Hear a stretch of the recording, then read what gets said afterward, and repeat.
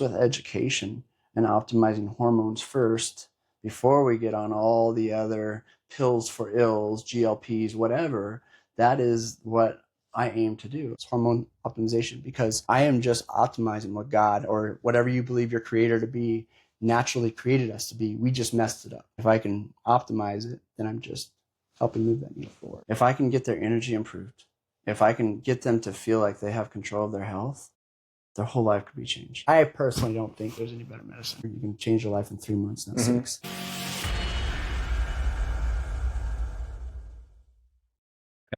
Guys, welcome back to another episode of the Brotherhood Beyond Business podcast. Today, we're speaking with Phil, and we're going to talk about his business, life, and his legacy.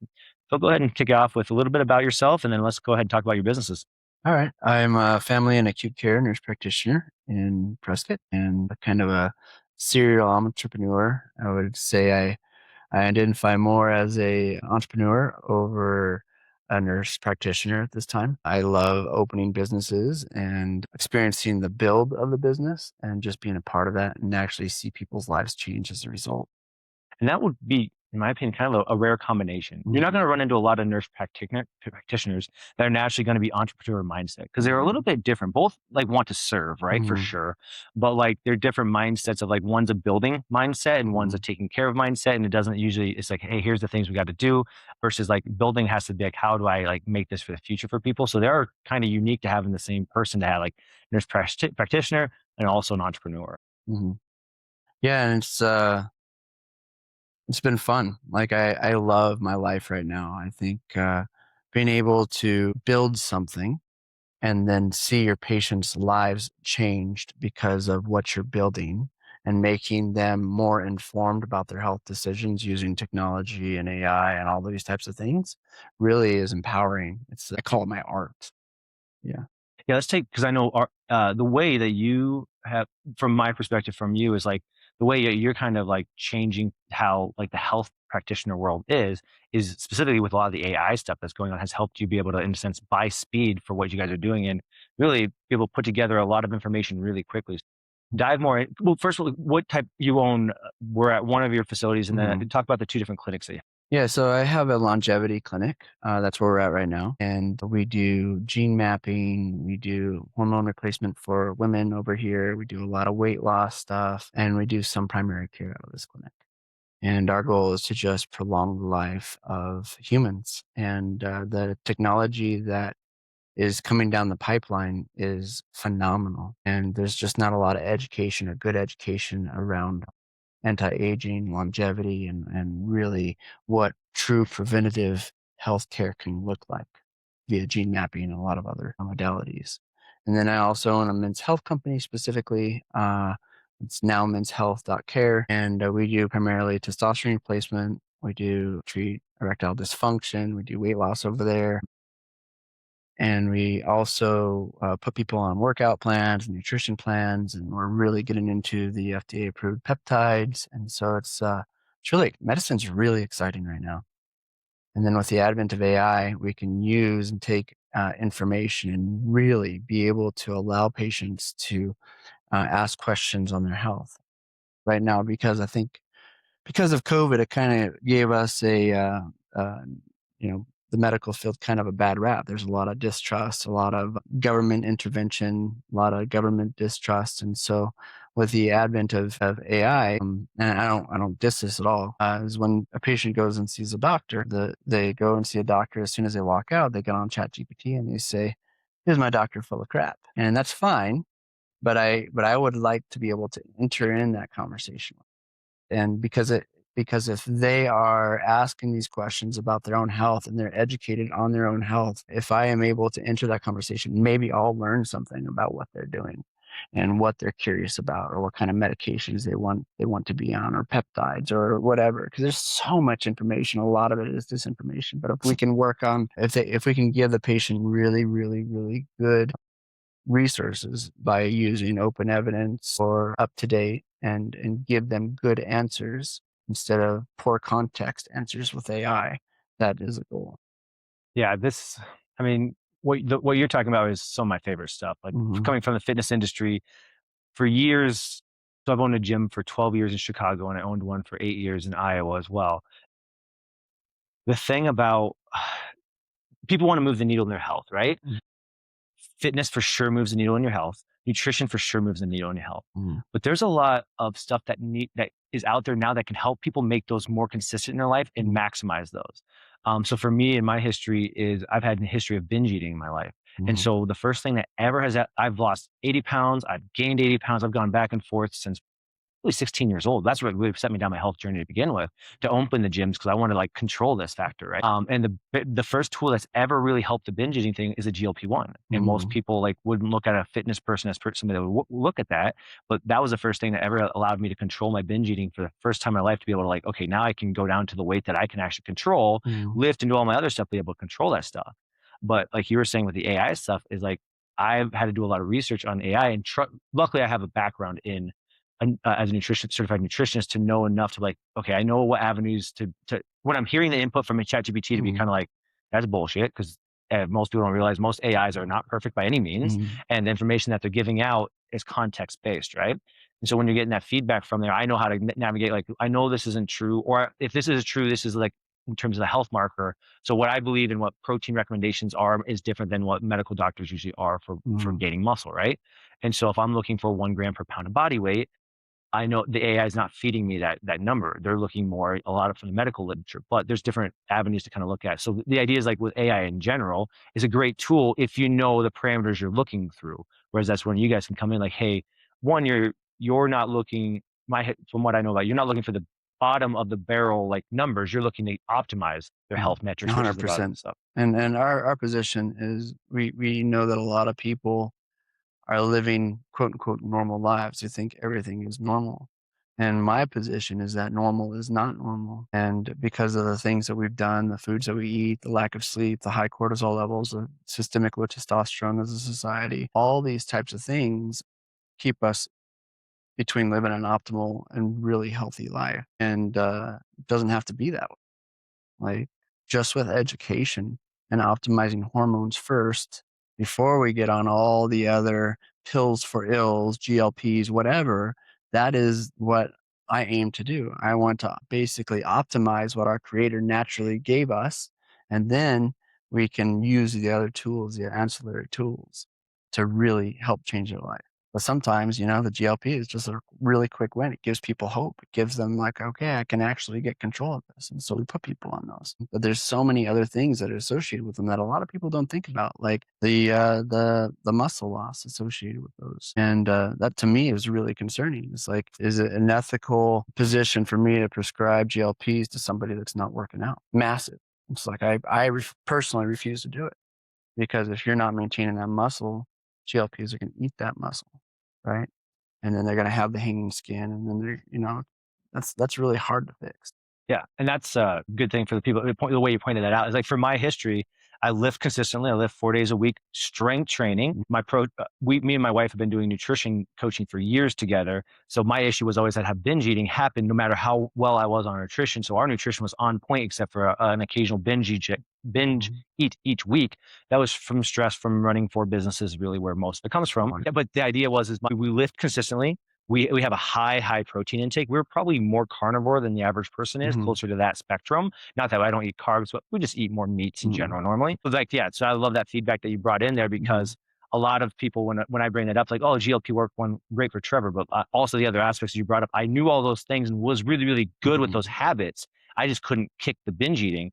Once I add the GLP-1 in and kick the binge eating, holy crap, the weight came off. Yes, because the GLP-1 does great for that, but also because I'm taking 3,000 extra calories a week out of my diet that wasn't ever supposed to be there. Yeah. So it was like you're doing everything right. You had the ancillary tools, and that's perfect. A perfect thing for that's a perfect GLP use, I would say, because you are consistently working out. Yeah. So just those types of things that I just want to be able to. I know that my patients are going to go out and they're gonna ask ChatGPT, and I'm fine with that. So we created an app where they can ask ChatGPT, but then they can press another button that says "Ask my doctor," and it automatically goes into the chart. So next time that we see them, we can ask them and talk about, if they want, about the things that they're searching. And that to me is really where the gold is. And it's like they're searching it, then I can research up to date or open evidence and really get good information so that I can give that to the patients. So that's really the next step, I think, of medicine. Let's go take a step back first to your on the women's health clinic side, Mhm, more of that to mhm. start there. On that side, so when somebody comes to you, what is the initial like? What's the initial thing you guys put them through? Do you put them through like we're going to do blood testing first? Where's kind of you initially Yes. start with somebody? So we initially do a full physical, and then we give them a symptom checklist. Our symptom checklist is pages long. Like, I really get in their kitchen. Specifically with females, I want to make sure that they're serious, number one, about changing their lives, because women are very, very complex. They're the most complex creatures, I think, because they do not just have testosterone. Like men, you just increase their testosterone usually, optimize their thyroid, and they feel great. Women, they have progesterone, they have testosterone, they have estrogen. And you treat a woman with a hysterectomy different than a woman with a partial hysterectomy, different than a woman that's menstruating normally, different than a woman that's transitioning to menopause. And you mess any of those things up, they go crazy. And so there has to be a lot of education, a lot of conversation, and we really have to listen to what they're saying, what they're willing to tell us. And if they're willing to tell us what's going on in their lives, yeah, I have no libido, I have hair loss, I have brain fog, I am exhausted all the time, I can't sleep at night. I'm like, oh my gosh, this is likely testosterone, estradiol, thyroid problem. We do a full panel of labs, and then we try to connect all of them. And then once we have all our data, then we dose them appropriately for testosterone, estrogen, or progesterone. And we may not get it right the first time. I prefer pelleting because I understand pelleting really Mhm. well. And I may not get it right the first time because I don't know how their body really drinks the testosterone, metabolizes the testosterone or hormone. And so I bring them back 3 months later, or I bring them back 5 weeks later when they're kind of peaking in the hormone, and I redraw their labs, give them a new symptom checklist so I can objectively see whether I'm helping them or not. And then usually by the second time, I have them really dialed in. And I always dose really conservative, and I always go really slow with women because you don't want to mess that up, and you want it to be a somewhat good experience. And I haven't always done it right. I've really educated myself on female hormones. And that's like, what you're talking about there is perfect because I think most women, and we'll talk about men here in a little bit too, but most women think what they're going through is just that's normal. Everybody else Mhm, goes through this. And it's like, well, it is normal in terms of hormonal fluctuation is normal through it. That's the way we were designed. But mhm, there's a lot of things out that can help there and optimize. And realistically, in their 30s before menopause, they weren't optimized to begin with, let alone going then into menopause, which is changing those hormonal levels. So they're not optimizing their normal hormones, let alone changing hormones. And I think what you're saying there is awesome. Is I think a lot of women deal with a lot of like hormonal imbalances and just think like I just have to deal with this for like 10 years or whatever. Like, no, this is something like you can work on right now, mhm. improve your life instantly. And just because you come out of menopause doesn't mean you're going to be going into a good hormonal state naturally. And I tell people we have to look at medicine a little differently. Traditional Western medicine treats numbers; they don't treat symptoms generally. We weigh heavily on symptoms, and then we match them with the numbers. All right. We want to get the labs as a baseline to treat the symptoms. And it's a different way to look at it. So normal testosterone for a woman is likely between 80. But when we often get their total testosterone to 180, because that's generally when women feel really, really good and do not have a lot of bad symptoms like the hair growth or the lower voice or anything like that. And so it just there's just so much education. I love to teach, and I love to teach. I want my patients to really understand what I'm giving them, so that they can play a part in this journey, because it doesn't happen overnight. Like I said, women are very, very complex, and I don't want to mess it up. I mean, I feel like we get one chance with this, right? I mean, you come into a provider, you're bearing your soul to them, and they may not get it right the first time, and you need to build that trust in order for them to want to come back and actually feel like you know what you're doing and actually are a partner in helping change their life. Well, that's So, where the AI really comes in important too. Is for most women, a low testosterone level usually will mean that they have low libido. That can be a big issue with the libido. And most women, though, are really nervous about testosterone because they think of it as a male hormone and they think about all the negatives come with that.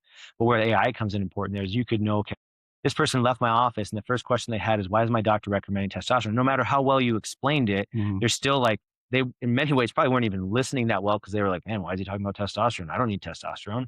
And then they go back to the AI and ask those questions, and that gives you feedback to be like, okay, like good, like now I know the questions that they're really asking that in the moment, you couldn't, even if you answered them, you couldn't really answer them because they had to get out of that office to be like, to sit down and think like, what's really bothering me. And then what is AI saying at that time? Like, is it saying old data, like the WHI study? I mean, recently, women's hormones, uh, hormone replacement therapy, just the black box label is removed from hormone replacement therapy for women. This is massive, huge.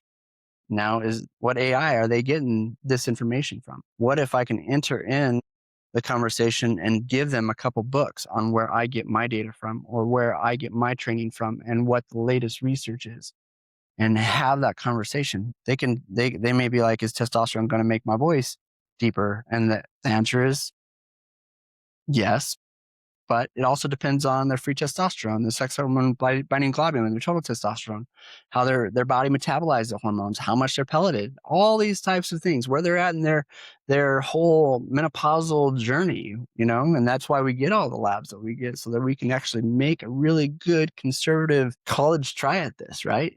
Because we really want to change their lives. We really want to objectively improve their lives, and we can do it. We give them a symptom checklist at the start, and then 5 weeks later, we give them the same exact symptom checklist.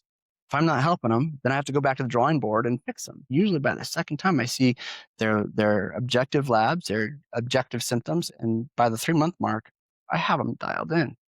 And then it really gets fun. And when you have, when you have a woman that's like whole life has changed, it's truly the best medicine. It's like the joke around my church is that I turn 80-year-olds into rabbits again. I've had 80-year-olds come up and he's like, I haven't had sex like that since I was 18 years old. I mean, that's amazing. Life is too short to not have a great sex life, to not have vitality, to not feel good, to not get good sleep, because it's there. It's like within reach. The technology that we have with optimizing hormones are absolutely amazing right now.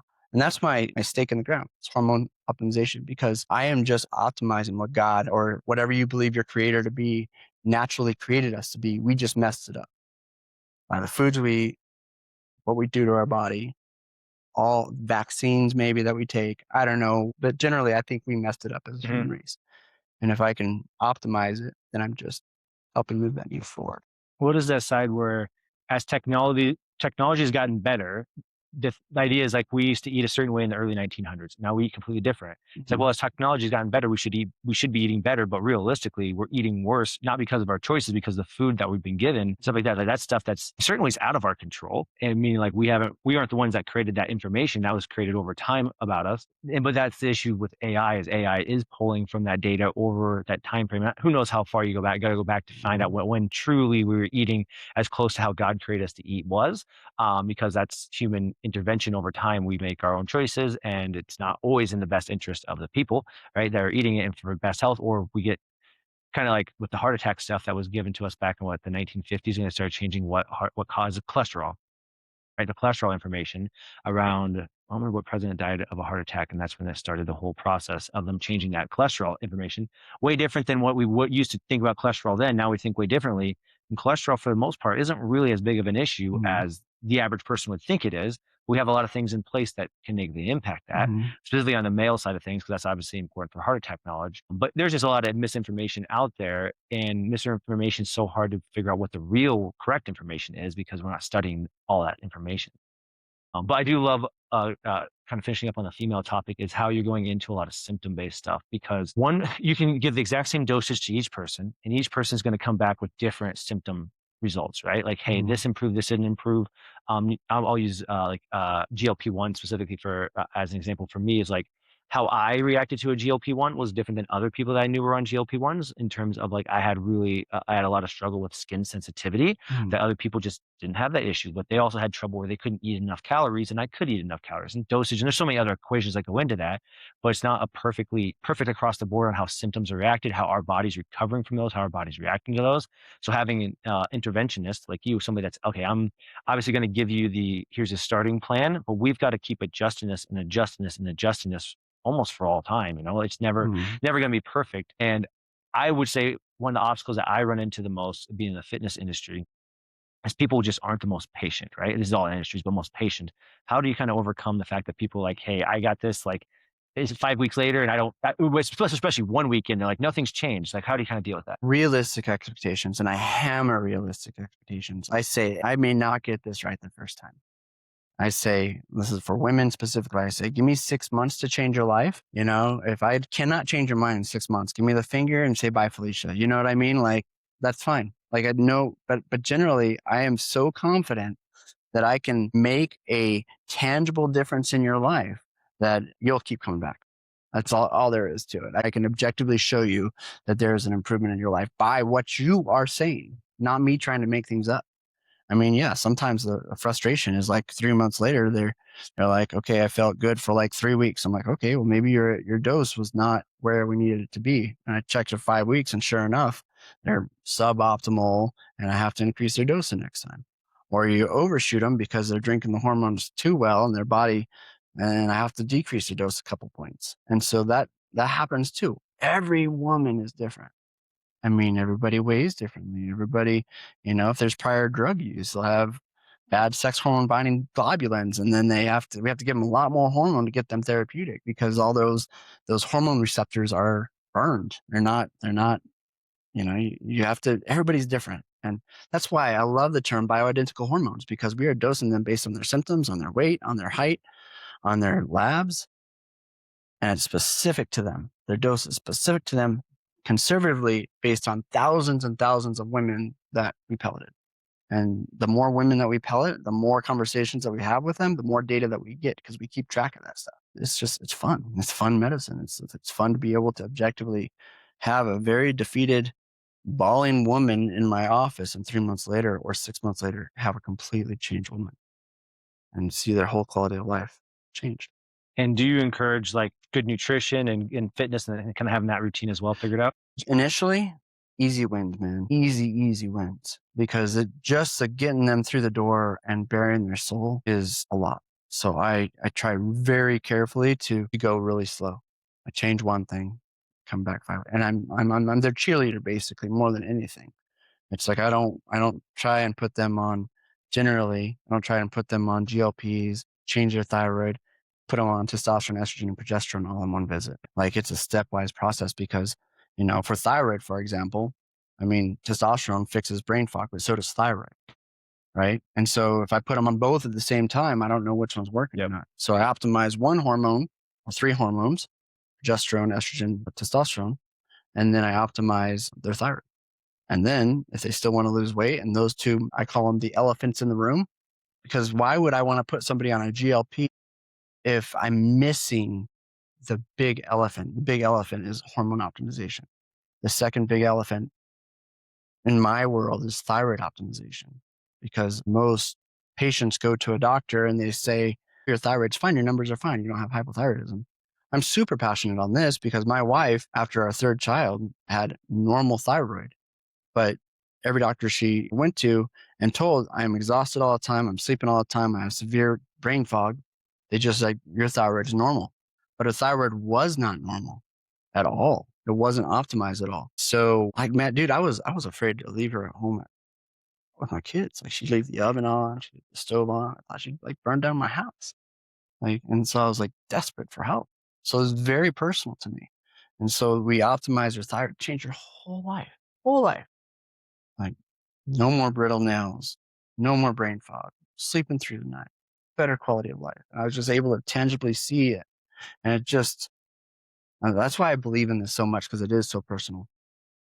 Hormone replacement therapy changed my life. I lost 50 pounds on it. I feel vigorous. I'm the healthiest I've ever been. I'm 41 tomorrow. And I feel the best shape of my life because of hormone optimization. That is the elephant. We have to do that first, and then everything else.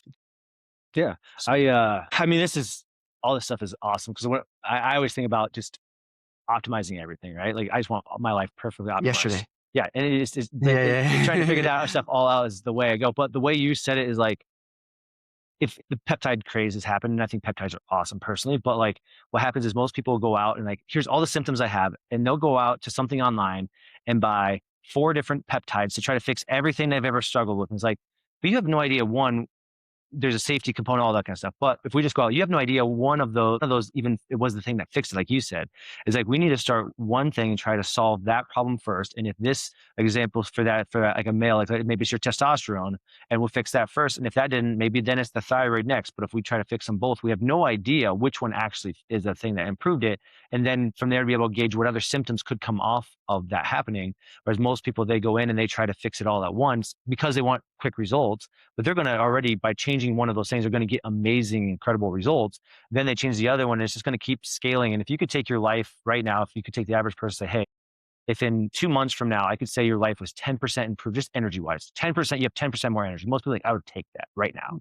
You can even tell somebody in 2 months from now, if you lost 10 pounds, would you be happy? And they'd be, yeah. But a week into something, and they're like, I haven't lost 10 pounds yet. Like, you just said you'd be fine 2 months from now. I've lost 10 pounds. But in the moment, it feels so like I want to change right now. But that was good advice. I hope people listen to that part, is we got to slow down with how fast we are making changes, because these changes with the stuff that we have, hormone therapy, peptide therapy, even fitness and exercise, changes can happen in a really, relatively short period of time overall. But we've got to slowly integrate those. And I do like how you said with nutrition and even fitness things, like, if you haven't done those things in the past and you're not doing those, let's start and get some of this stuff optimized. Because once you get more energy, fitness and stuff will be so much easier to go to Planet Fitness and show up and do Planet Fitness, because, man, I actually have enough energy to wake up today. You just have to do a stepwise process. Take care of the elephants first. If I can get their energy improved, if I can get them to feel like they have control of their health, their whole life could be changed. And I've seen it. I had a guy that looked like a toothpaste. I mean, he was just 350 pounds. He could barely walk, barely fit through my door, and defeated. He's a very, very wealthy guy in this town. And we started just with hormone therapy. We optimized his hormones. He started to become a fanatic. Now he's absolutely a fanatic. Like, his whole life has completely changed. He works out twice a day now. He weighs 180 pounds. Is having an operation to take all the fat off. And he just looks like a completely different person 2 years later. Small time in a lifetime, right? 2 years is not very He long. lived several years of his life. I don't know, 20, 30 years, morbidly obese. Like, he's been given a new lease on his life. And now he's like, Phil, I need you to check this lab, this lab, this lab. He's reading all these books that I have no idea about. And I'm like, hey, man, let's talk about it. I'll order whatever you want. You're going to pay for it, but I'll order whatever. I love the conversation. Love the conversation. And so it helps me be a better provider when they are like this, because, man, I don't know everything. I just know a lot about very specific things. And if there's more that I can learn to help better their health, man, I'm all in. Like, most my extracurricular activities are going to longevity conferences, because I am nerding out on how to prolong life. I go to these conferences, I see 80-year-olds that look like not a day past 50.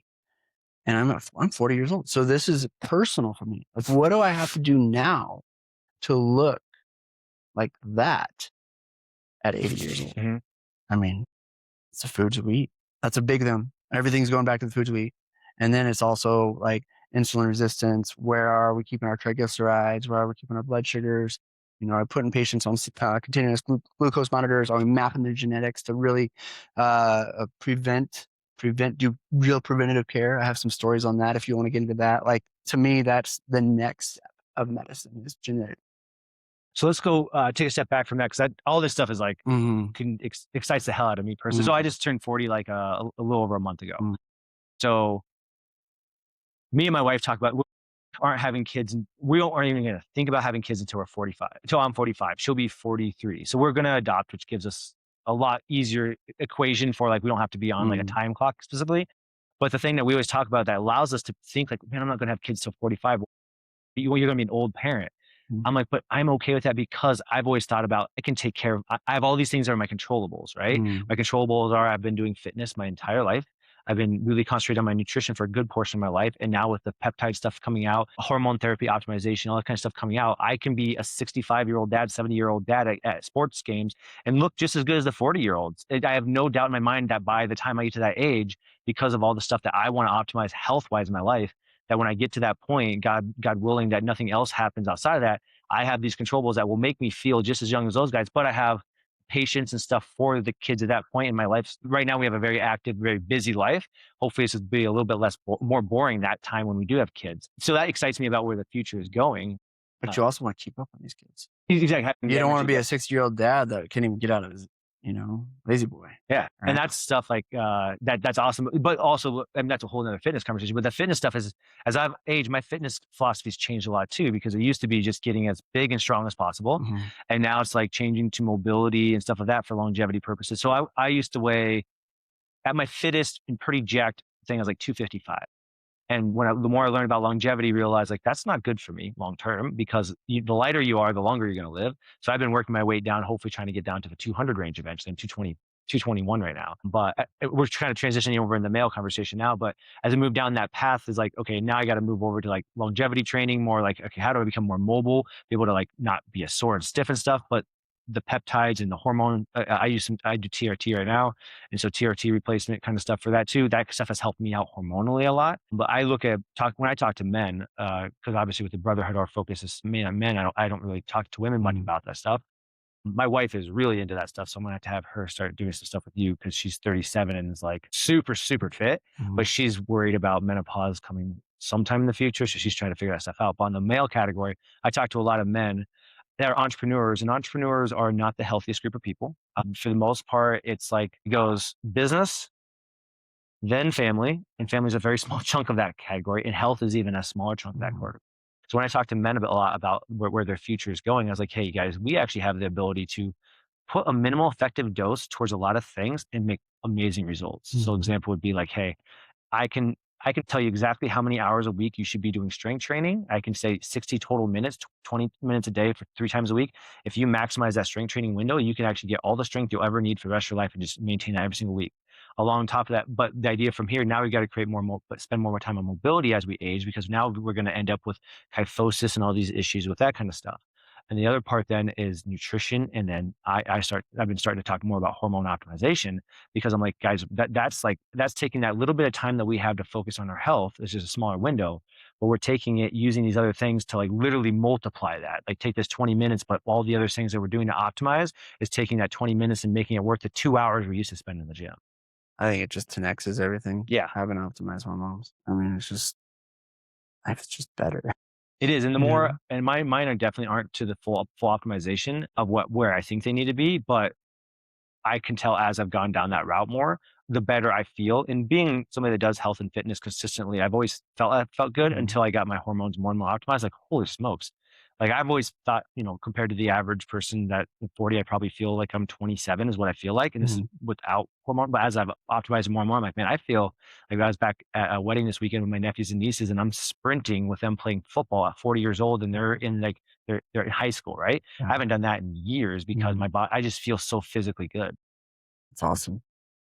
So for men, when they first come to you, let's go down the male route kind of stuff. Mhm. Where, I mean, you're going to go through the whole symptoms and stuff like that, Mhm. but where is like probably the one or two areas where like this is probably where most men have to start? This is usually what they're lacking the most when they walk in. Ego, That's probably a good starting point. straight up. Like, if ego is everything, they don't wanna share everything. It's really personal to them. Yeah. No guy wants to come in and tell you that they can't get it up, Mm. and that, their wife is not happy. They can't please their wives in the bedroom. They don't have, voraciousness or vitality or longevity in the bedroom. That's a big part.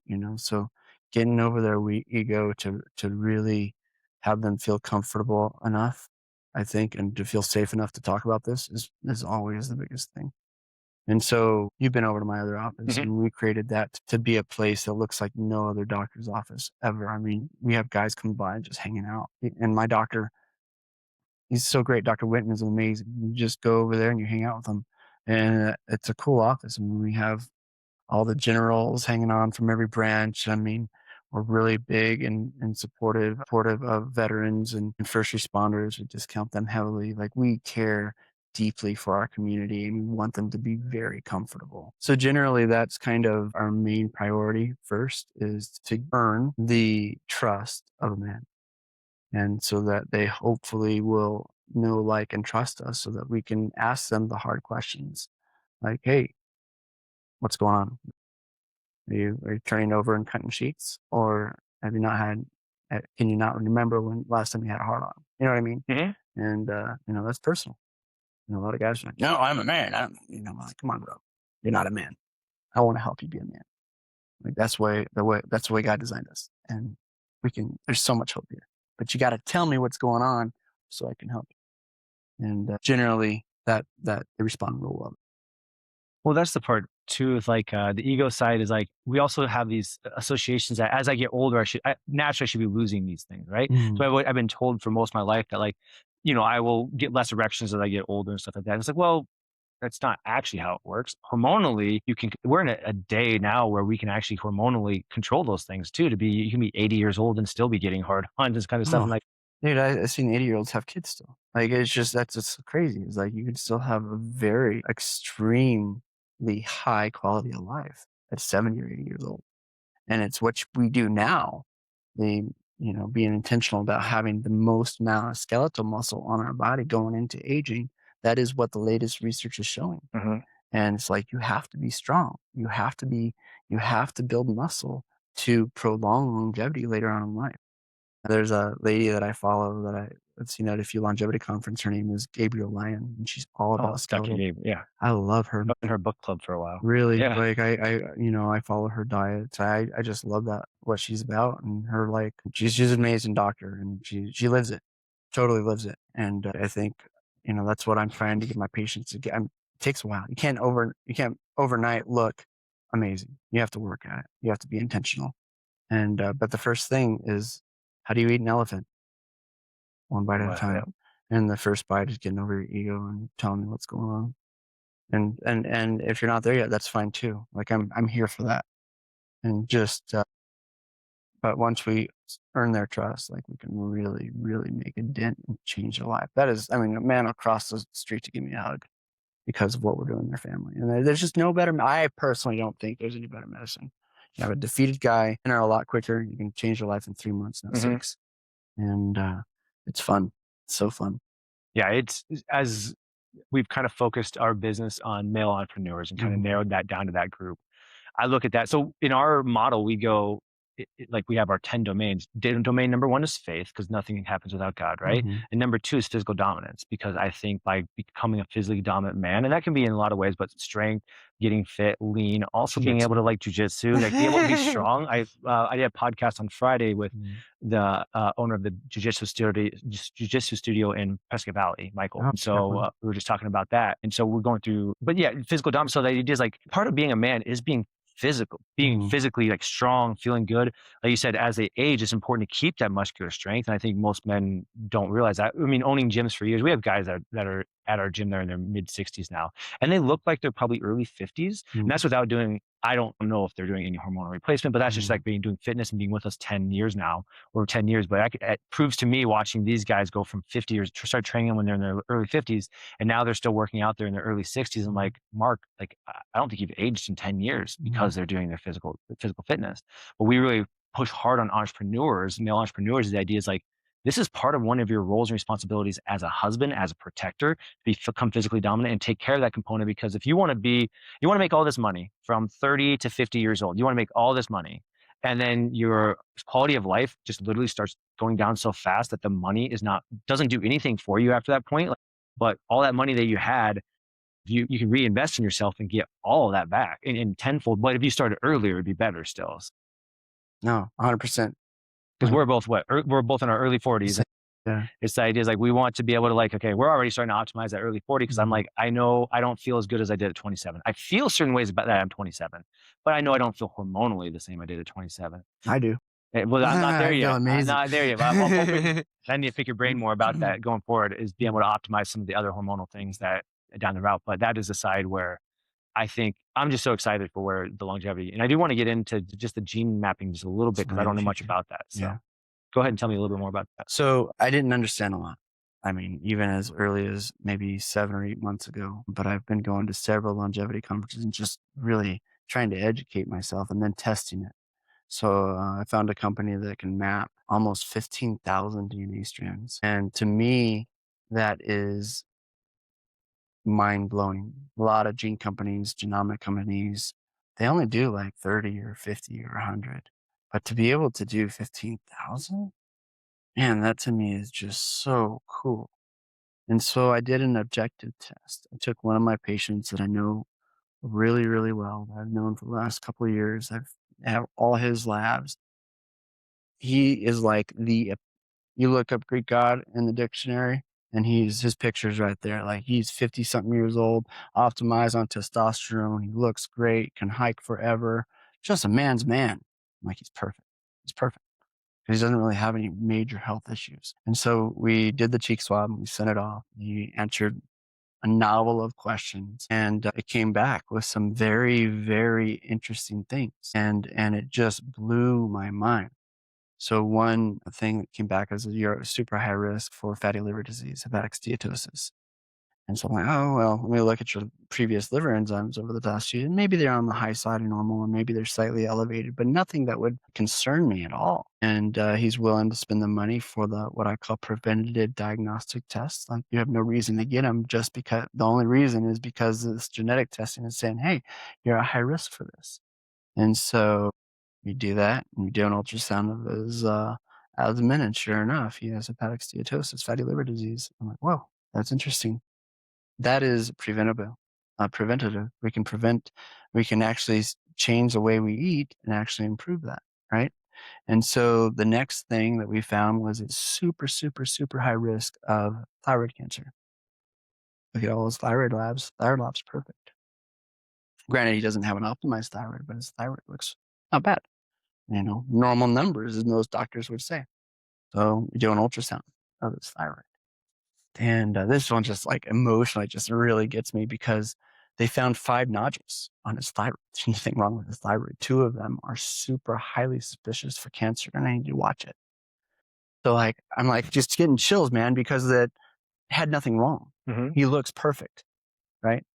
The other thing that really gets me is like, okay, when you go to a doctor, you ask them, do you have family history of cardiac disease? But then that's all you ask. And so I knew he had a family history of cardiac disease. I just didn't know what extent, right? Because I didn't ask those questions.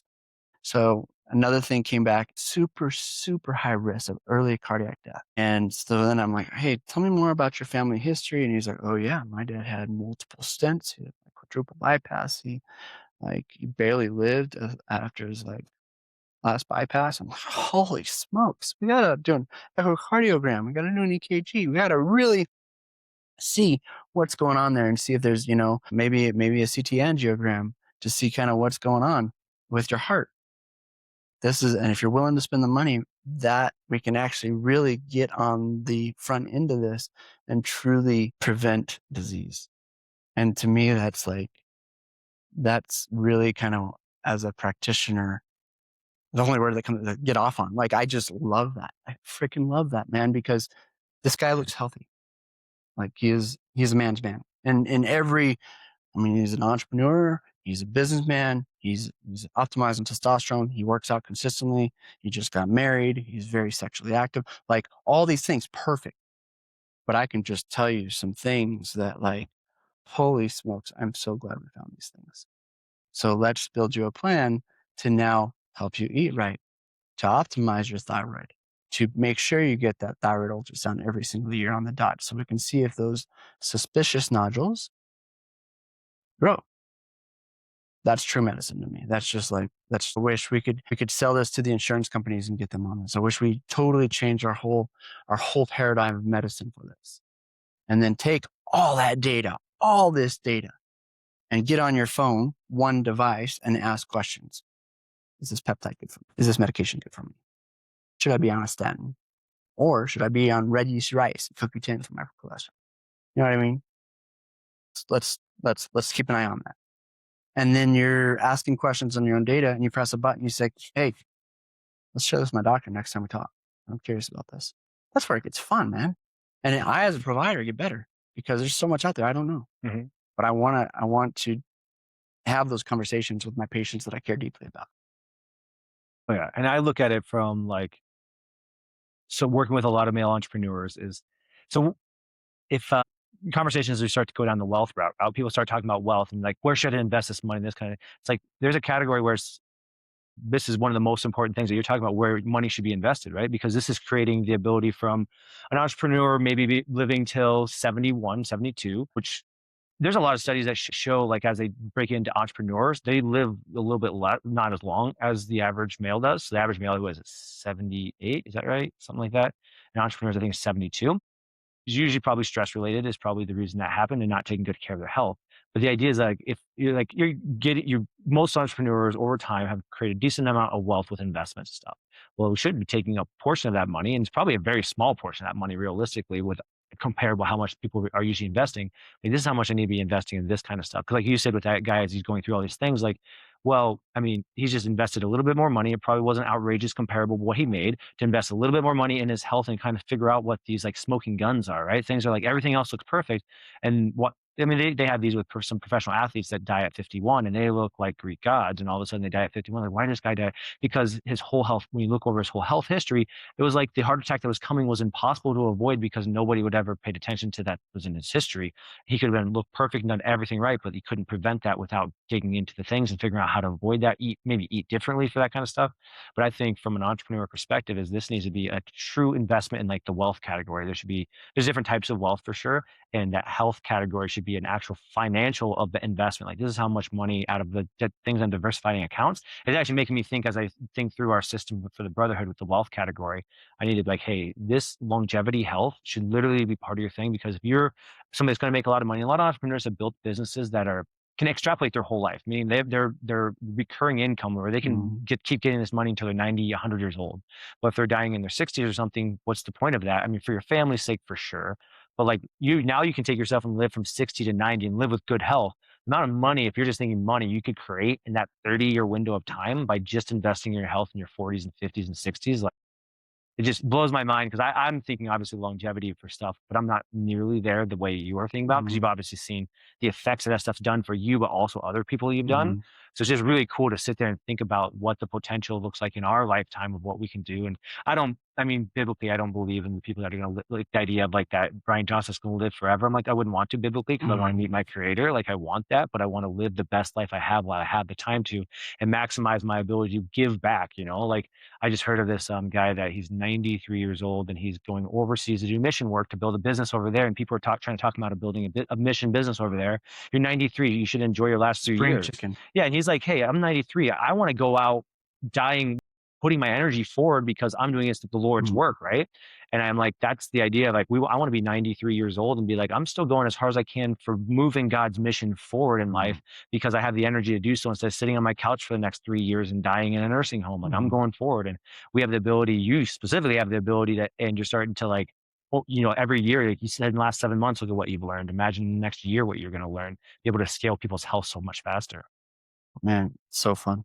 Like, it's like that is my whole life. And I opened a primary care, insurance-based primary care, and I just lost the passion for primary care, because it's insurance-based model. It's very entitlement driven.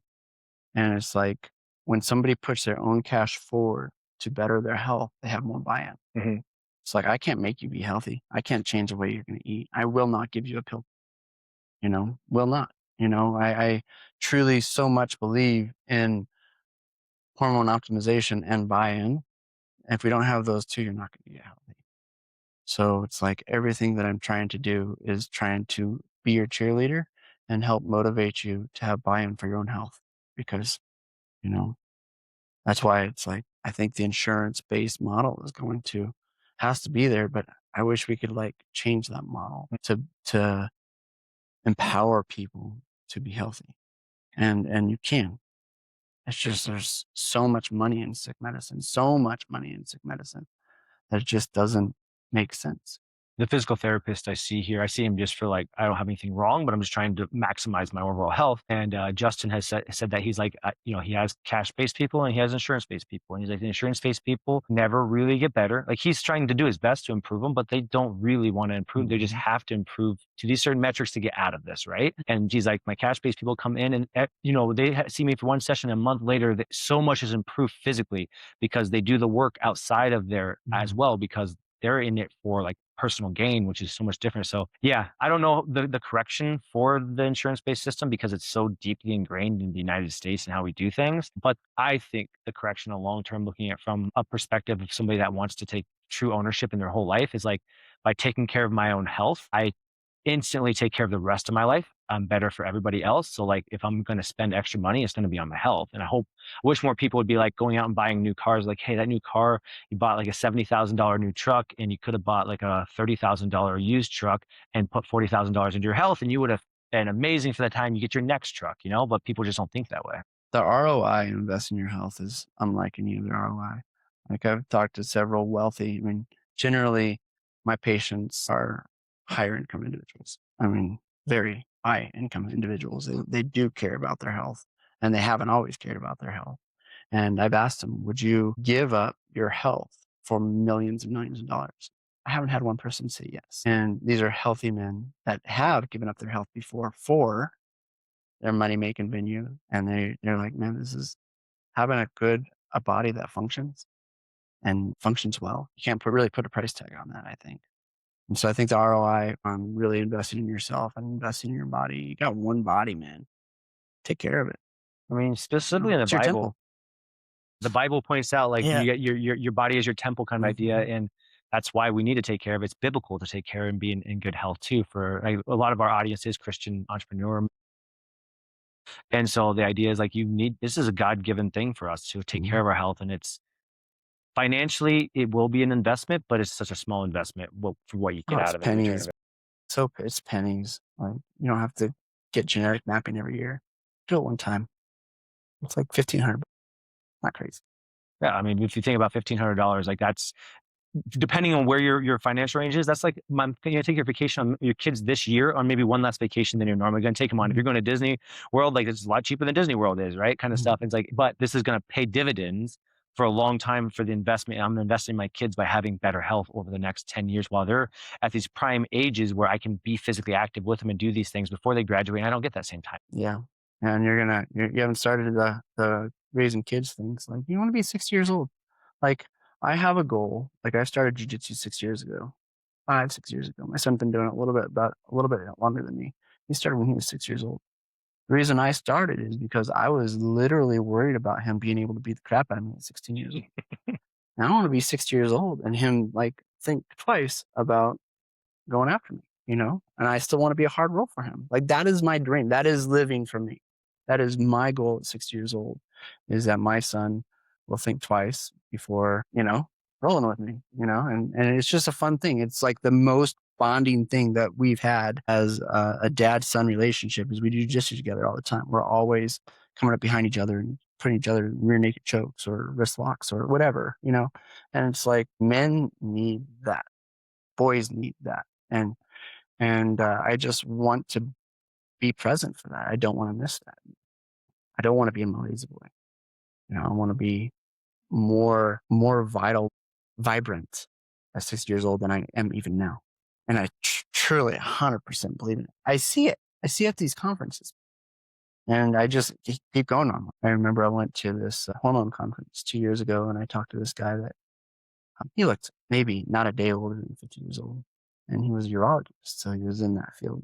He was a urologist and he was at a testosterone replacement conference with Dr. Neil Rosier. And I just had a conversation. He's like, how old are you? What are you doing? He's like, man, if I knew, he's like, we started TRT replacement 20 years prior. If I knew what I know now, I would be so much healthier. And I asked him, how old are you? He's like 70 years old. Man, dude looked amazing. And he's just been really intentional about taking care of himself, and he's a urologist. So, there's been so much disinformation on TRT replacement from that. And if there is a dark side to it. I mean, there is a dark side to TRT, but if you're managed well between 9 and 1200 and you're taking your injections on time, you're getting your preventative screenings, the potential that you have to have a really, really good quality of life from just that alone. And that's just what this guy did. Just TRT replacement for 20 years. And so that's when it's like, okay, I'm on the right path. That's number one. But now, man, now that we're able to map genomics and actually take that data and ask questions on that data, we're gonna change people's lives. And I'm still super early in it, man. I've only mapped 2 people so far, and I'm so sold on it. And so right now I'm building, like, what I'm doing right now is I'm building the infrastructure to be able to ask questions on all your genes. Like, that's my passion right now. And so I see a whole lot less patients because I'm doing that, and that's okay. That's what I'm working on right now. It's my passion. I mean, I know 2% of what you know about this stuff, and I get geeked out about the 2% I know because I feel like, man, Mhm, I probably still know more than 90% of the world about this stuff. And I'm just like just touching that surface level stuff of what I've been diving into because it's super exciting being in fitness and stuff my whole life. I've always wanted to optimize in general business, like my schedule optimized, everything's like optimized. So as I learn about this kind of stuff and optimizing the male side of things, like I'm excited, like the journey you're going down and be able to pick your brain about the stuff you're going through. Cause like I mean, we don't have time on this podcast for me to geek out all the questions I really have for you and the stuff I want to go down. I'm like, mhm, man, I could go. I know last time we talked for hours. So it's like the idea is like there's a lot of cool stuff coming on that stuff. I want to just, but we're going down that path a little bit there. I want to deviate to your personal life a mhm. little bit. So how many kids? You have 3 kids? 3 kids, Three kids, 11, 8, and 6. boys, girls, 1 boy, 11 years old, and then the other 2 are girls, yeah. and then how long you been married? 18 years. And I've only been married for 4, and it's been an awesome, Yeah. amazing 4. So with like your family life, what kind of excites you? Obviously, there's the health perspective of that. What excites you as being a father, a husband, and kind of stuff? Like, where are you kind of going with your personal life? What's really exciting in that side of it? Um, hmm. Yeah, so this I could easily get real emotional. I'm gonna try not to. Um, Drugs and alcohol are really a part of my story, and so I almost lost everything, and I'm really involved in recovery. Like, it's a big part of my life, and I know that I personally deserve a crate behind Circle K, and I believe that every day, and that if I'm not intentional about my recovery, my sobriety, that I can lose all of it. And so where am I today? Well, just for today, I'm sober and I'm grateful for that. And I hope to be tomorrow because I want to be present for my kids. So several years, yeah, probably 4 or 5 years, I wasn't present for my children. And that was hard. And so now that's my goal, is to just be sober and present for my family. And I have to take care of my mind.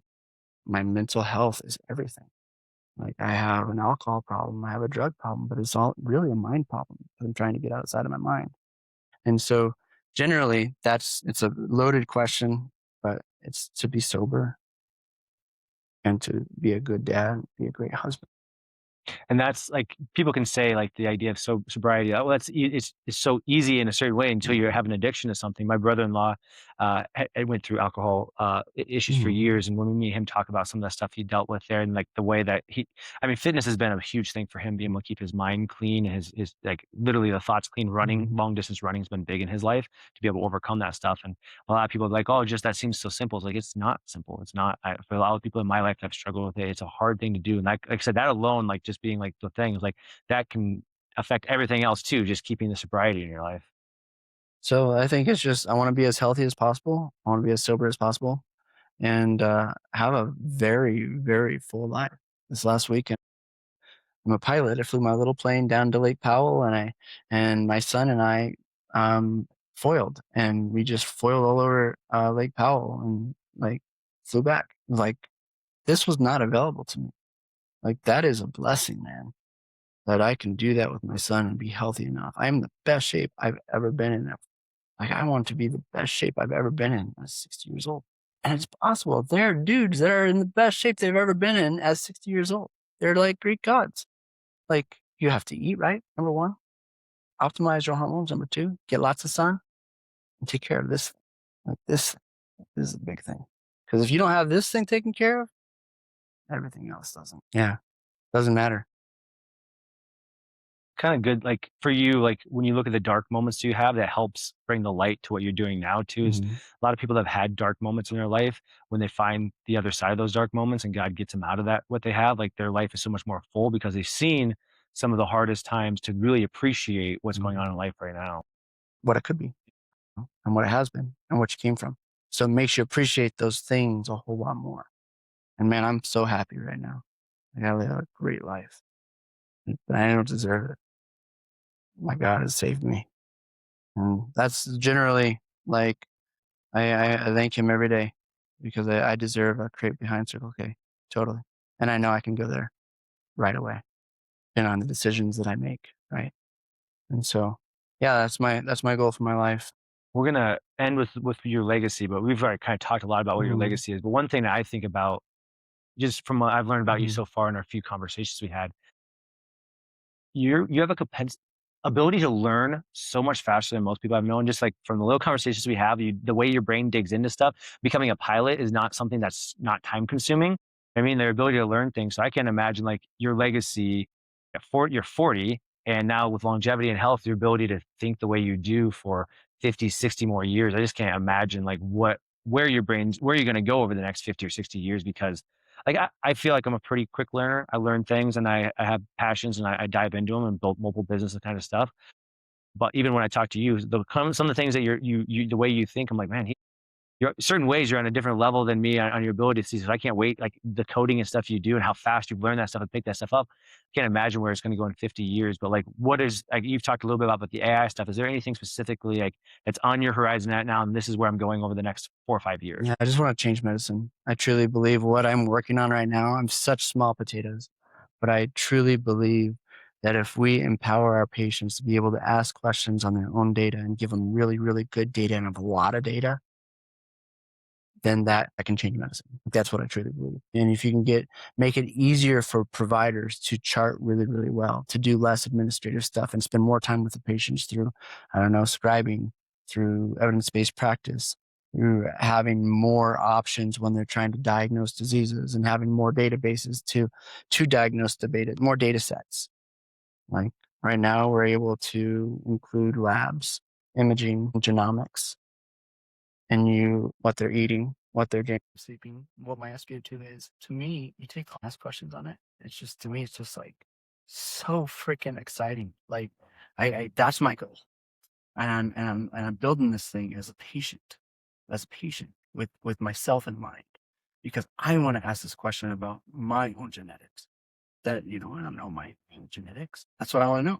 I want to take all my lab work for the last 5 years that I've known testosterone and just put it in there and be like, okay, what trends do you see based on everybody else that has these same kind of symptoms and issues? How does addiction play into this? Right? I mean, to me, that's where like that's a cheese, that's a goal, right? Is if you could be like, okay, this is how I'm wired. This is how God created me, and the more data that I can put into this box and ask questions on, and it's good information based on thousands and thousands and thousands and thousands of research papers. It's amazing. The other part I look at that with the AI side is, so you're building inside a system, right? Inside that system, you're capturing all this data in this pretty much this big like web, right? Well, the cool part will be the more data that gets in there from other clients actually having their experiences and their stuff, right? Meaning like, here's the results this person got by following this plan. Well, then you can already do it right now on a small scale, but on a larger scale, you'll be able to like, here's the exact nutrition program we can spit out from AI that will literally give you, here's the meal plan that you're going to follow for the next 2 weeks, right? Specifically, your gene mapping. Yeah, Some people tolerate these foods a whole lot better than these foods. And then you actually bring in even more exciting stuff like the microbiome, the gut health, the leaky gut syndrome. The gut is fascinating. What they're doing with gut ID right now, they're mapping the whole microbiome. To me, that's like, and if you can take that data too, and you can put that in. that's where AI is going to give us the speed in the health side. And I hope the government allows that stuff to happen, because they're already trying to put stance down on peptides and other things that are trying to take the control already. But I'm hoping that they don't get themselves too intervened. And luckily, ingenuity helps us get around a lot of things the government tries to do to us in general. I'm excited for like, because that's where I see AI for me on a health perspective going, is the more it learns about in the system you're building. I love that it's going to be in many ways an internal system where you guys have control. AI is taking ideas out there from stuff that doesn't need to be pulling from, false information. That's what kind of messes up the system. but you're getting a more enclosed loop system that you guys control the parameters of it. That's going to allow you to spit out information for people that can change their life in such a small period of time, from nutrition to, hey, these are the workouts that maybe you need to do. Your body doesn't tolerate doing long endurance stuff. Maybe you need to be doing HIIT stuff, or maybe you can't handle HIIT stuff and your body was designed for doing. You need to be running 3 miles a day, or not, but like 3 miles, because your body's actually designed to be able to handle this because of your type 1 fibers that you have, right? So it can tell people where maybe their training would be ideal. Outside of that, there's just so many things that, as you continue to build this network out of stuff, I mean, in general, you and me could probably sit here and give a 90%, like we could probably get pretty close. But once you get to the AI side of it, it's like, well, now we actually have enough records of not just research papers, but also enough actual people that are actually doing it in the system, and we show the numbers improving. And now it's all comes in. This is the result, and this is what caused the 90% result. Yeah, I think the sky's the limit. I think it's $1 billion idea. And I think that the sooner that we're able to get this so that patients can literally get on their phone and ask questions on their data, it's gonna be life changing. Yeah, man, I agree 100%. Like, yeah, I'm excited for how it's going to improve my own health. You know, I feel healthy now, but there's so many more things I can do. There's so many more things I want to try. There's so many more, I mean, good stem cells, the research in stem cells, amazing stuff that's coming out there. It's like, are we optimizing that? Are we doing that in an ethical way? All these things. I really think RFK is doing a good job, personally.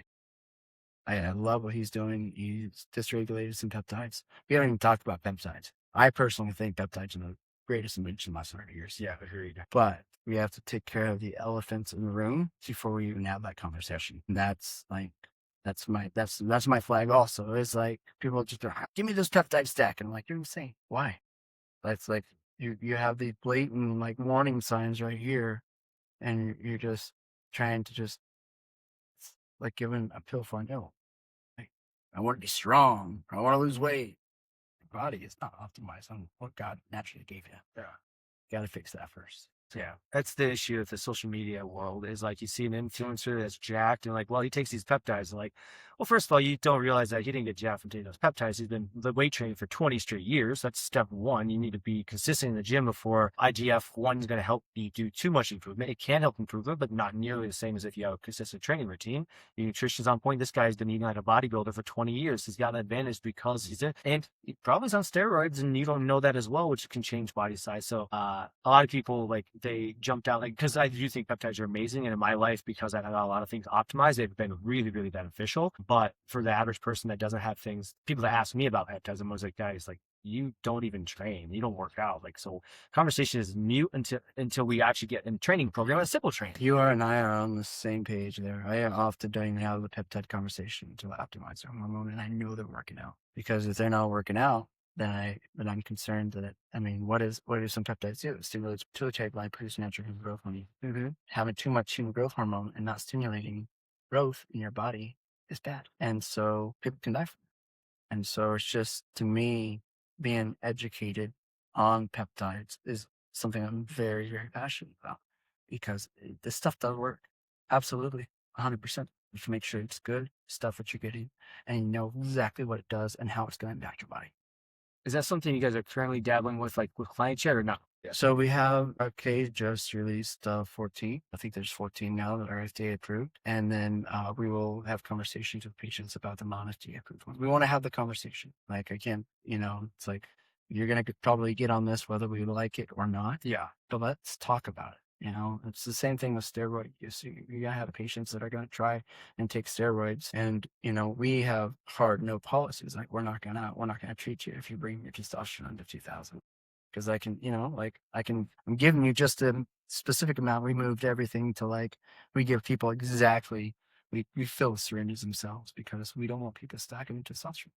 We are prescribing testosterone specific to who they are and their symptoms, and we don't want them to abuse that. Same thing with peptides. There's so much information, disinformation associated with those. So, go to somebody that is passionate about them, maybe somebody that's taken them themselves, and just have that conversation. That's all I ask, because, there's so many influencers that are being financially compensated based on the Chinese version of these peptides. And it's like, if they're good peptides, and they're, third-party tested, and you've also done 30-part tests, Great. Peptides, peptide, peptide, peptide. But do you know why you're taking it? Have you taken care of the elephants in the room? You know exactly what this is going to do to you long term? These are questions. And are you okay with the risk associated with them? And if all those are yes, absolutely, then great. But to get on a peptide stack because your body's completely different. Your goals must be completely different. Peptides for insulin resistance and collagen production and injuries. Is this an acute injury? Is this a chronic injury? The doses are going to be different. We have this Wolverine blend that, BBC 157, TB 500 that you would dose differently based on acute injury versus a chronic injury. What is it doing to your body? What is it doing to your kidneys? Are you tracking those? Do you care about tracking those? Or is it going to put you in? What is it going to do to your mind? These are all these are the things the questions that I love to talk to with my patients. I love to just talk because they don't think about this. They just want to get on the peptide stack. It's scary for me, honestly. If they're willing to have a conversation with me, we'll have it. We'll have it all day long. We'll take as long as needed to help you understand the peptides that you're taking and why you're taking them, whether you meet your goals. I have jiu-jitsu guys, all of them are pretty much on Wolverine blend to help with all the injuries that we have. Then I have guys in the gym that want better sleep at night, skin elasticity, better vascularity, visceral fat around the belly taken care of, and performance enhancing. Peptide would be great for that. But they have to take care. I keep hitting it. I feel like I'm hitting a dead horse. You have to optimize your hormones first because all that doesn't matter if you're not doing that. And then pairing that together with quality nutrition. But that's still another great tool that everybody always goes back to these things is like balancing your hormones without good nutrition is probably not going to end up in the long because you're still probably going to end up with hormone disruption over time if we have poor nutrition. Yeah, and that's like especially in the recovery space, it's like how can you come into a longevity center and still be an alcoholic? Like you're literally drinking poison in your body. You obviously do not care about it because you're not taking this big mountain elephant right in the room and taking care of your sobriety first. Once that's taken care of, then we optimize your hormones. Then we help you in the gym. Then we put you on the peptides. Then. But to do everything at once is unethical. Very, very unethical. And I just want to be a part of it. I love being a part of the journey, man. Like that's what it's fun because you get to see people at their depths of despair. And then 3 months or 6 months later, they're completely different people. Like what other areas of medicine do you really see that? Only plastic surgery. But still, you know what I mean? Like true quality of life changes. Yeah, because the issue of plastic surgery is for a lot of it is like where you look like at 50 with that plastic surgery and where you look like at 75 with that plastic surgery, it's kind of a weird difference. Like it's not always the best look. It doesn't look natural. It doesn't look natural. I tell my wife about some Botox and stuff like that. I'm like, honey, there's so much you can do, but when I see these 80-year-olds that doesn't look good, doesn't look natural.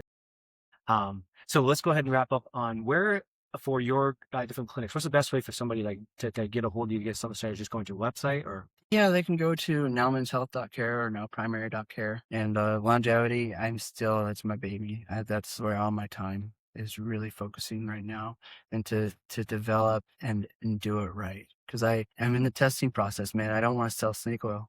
There's so much, you go to these conferences and there's so much snake oil out there.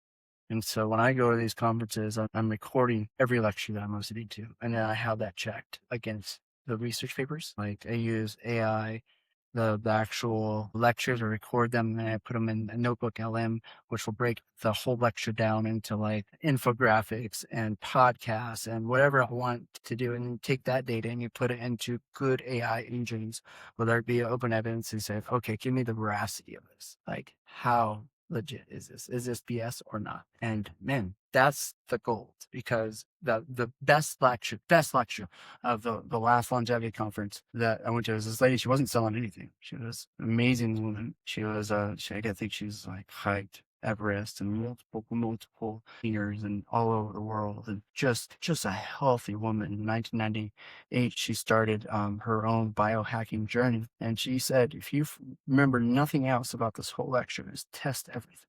There's so much disinformation out there. Test everything.